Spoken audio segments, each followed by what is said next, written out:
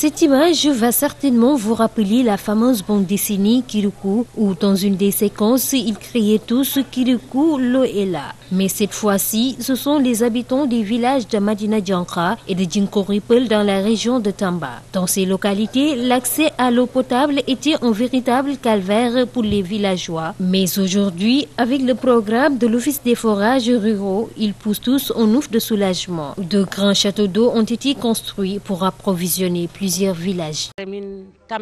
On était très fatigués d'aller puiser de l'eau dans les puits et vous savez, ils sont d'une immense profondeur. Mais alhamdoulilah, on a maintenant un forage et nous avons constaté que l'eau est très douce. Vraiment, nous remercions Macky Sall et Ofor. On a eu la chance aujourd'hui d'avoir un forage. Les puits aussi, auparavant, les puits ont une profondeur très longue. C'était très essentiel pour nous d'avoir ces forages, d'autant plus que depuis des années, on est confronté à un problème d'eau potable.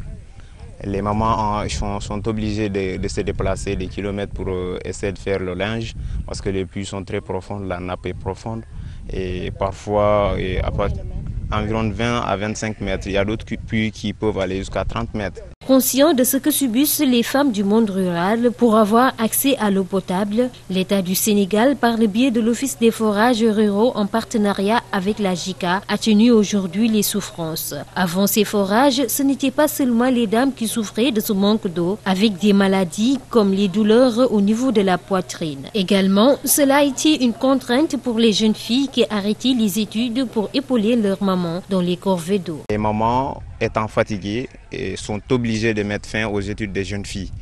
Parce que vraiment puiser, faire le linge du monde, préparer, faire tout le ménage, donc c'est difficile pour eux. Justement, ce forage permettra aux jeunes filles d'avoir la chance de poursuivre les études parce que ça diminue la part essentielle des ménages, du travail du monde des ménages.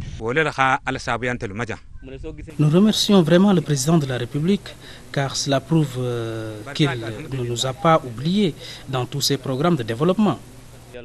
C'est un forage quand même qui est multivillage, donc ça sera à desservir l'ensemble des villages environnants. Donc vraiment il y a un défi d'entretien qu'il faut relever. Ces forages de Madina Diankha et de Djinkoripel ont coûté à l'État du Sénégal près de 800 millions de nos francs CFA, mais toujours avec l'appui de la coopération japonaise qui travaille en étroite collaboration avec Ofor. Toutes les installations ont été construites conformément à la norme japonaise. Et toutes les installations ont été réalisées en présence de 5 superviseurs japonais. Réduire la pénibilité pour les femmes, mais surtout permettre aux jeunes de pouvoir rester sur place et développer des activités génératrices de revenus. C'est dans ce cadre que rentre un peu cette réception de forage. Nous voulons la même qualité de service d'eau qui est donnée aux citadins, soit la même qualité de service d'eau qui est donnée aux populations du monde rural.